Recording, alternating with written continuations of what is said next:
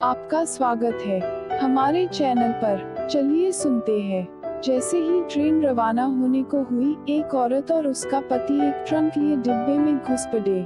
दरवाजे के पास ही औरत तो बैठ गई, पर आदमी चिंतातुर खड़ा था। जानता था कि उसके पास जनरल टिकट है और ये रिजर्वेशन डिब्बा है। टीसी को टिकट दिखाते उसने हाथ जोड़ दिए। ये जनरल टिकट है, अगले स्टेशन पर जनरल डिब्बे में चले जाना, वरना 800 की रसीद बनेगी। कह टीसी आगे चला गया। पति पत्नी दोनों बेटी को पहला बेटा होने पर उसे देखने जा रहे थे। सेठ ने बड़ी मुश्किल से 2 दिन की छुट्टी और 700 रुपये एडवांस दिए थे। बीबी व लोहे की पेटी के साथ जनरल बोगी में बहुत कोशिश की, पर घुस नहीं पाए थे। लाचार हो स्लीपर क्लास में आ गए थे। साहब, बीबी और सामान के साथ जनरल डिब्बे में चढ़ नहीं सकते, हम यहीं कोने में खड़े रहेंगे, बड़ी मेहरबानी होगी। टीसी की ओर 100 का नोट बढ़ाते हुए कहा। 100 में कुछ नहीं होता, 800 निकालो वरना उतर जाओ। 800 तो गुड्डो की डिलीवरी में भी नहीं लगे साहब, नाती को देखने जा रहे हैं, गरीब लोग हैं, जाने दो न साहब। अब की बार पत्नी ने कहा, तो फिर ऐसा करो 400 निकालो, एक की रसीद बना देता हूँ, दोनों बैठे रहो। ये लो साहब, रसीद रहने दो। 200 रुपये बढ़ाते हुए आदमी बोला, नहीं नहीं, रसीद तो बनानी ही पड़ेगी। देश में बुलेट ट्रेन जो आ रही है, 1 लाख करोड़ का खर्च है, कहाँ से आएगा इतना पैसा?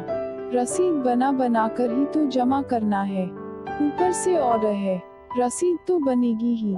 चलो जल्दी 400 निकालो, वरना स्टेशन आ रहा है, उतरकर जनरल बोगी में चले जाओ। इस बार कुछ डांटते हुए टीसी बोला। आदमी ने 400 रुपए ऐसे दिए मानो अपना कलेजा निकाल कर दे रहा हो। पास ही खड़े 2 यात्री बतिया रहे थे, ये बुलेट ट्रेन क्या बला है? बला नहीं, जादू है जादू। बिना पासपोर्ट के जापान की सैर, जमीन पर चलने वाला हवाई जहाज है, और इसका किराया भी हवाई सफर के बराबर होगा। बिना रिजर्वेशन उसे देख भी लो तो चालान हो जाएगी। 1 लाख करोड़ का प्रोजेक्ट है, राजा हरिश्चंद्र को भी ठेका मिले तो बिना एक पैसा खाए खाते में करोड़ों जमा हो जाए। सुना है अच्छे दिन इसी ट्रेन में बैठकर आने वाले हैं। उनकी इन बातों पर आसपास के लोग मजा ले रहे थे, मगर वे दोनों पति पत्नी उदास रुआ से ऐसे बैठे थे मानो नाती के पैदा होने पर नहीं उसके शोक में जा रहे हो। कैसे एडजस्ट करेंगे ये 400 रुपए? क्या वापसी की टिकट के लिए समधी से पैसे मांगना होगा? नहीं नहीं। आखिर में पति बोला, 100-150 तो मैं ज्यादा लाया ही था, गुड्डो के घर पैदल ही चलेंगे, शाम को खाना नहीं खाएंगे, 200 तो एडजस्ट हो गए, और हाँ, आते वक्त पैसेंजर से आएंगे, 100 रुपए बचेंगे। एक दिन जरूर ज्यादा लगेगा, सेठ भी चिल्लाएगा, मगर मुन्ने के लिए सब सह लूंगा।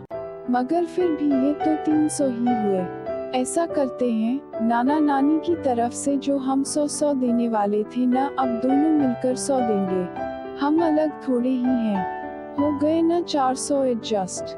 पत्नी ने कहा, मगर मुन्ने के कम करना। और पति की आंख छलक पड़ी। मन क्यों भारी करते हो जी, गुड्डू जब मुन्ना को लेकर घर आएंगी तब 200 ज्यादा दे देंगे। कहते हुए उसकी आंख भी छलक उठी।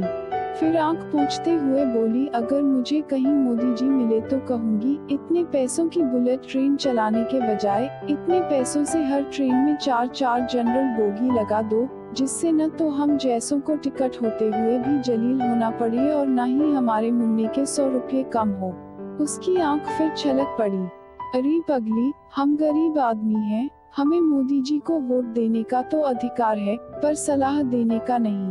रो मत। विनम्र प्रार्थना है, जो भी इस कहानी को पढ़ चुका है उसने इस घटना से शायद ही इत्तेफाक हो, पर अगर ये कहानी शेयर करे, लाइक करे, पर रुकने न दे, शायद रेल मंत्रालय जनरल बोगी की भी परिस्थितियों को समझ सके। उसमें सफर करने वाला एक गरीब तबका है जिसका शोषण चिरकालीन से होता आया है। चैनल को सब्सक्राइब जरूर करें।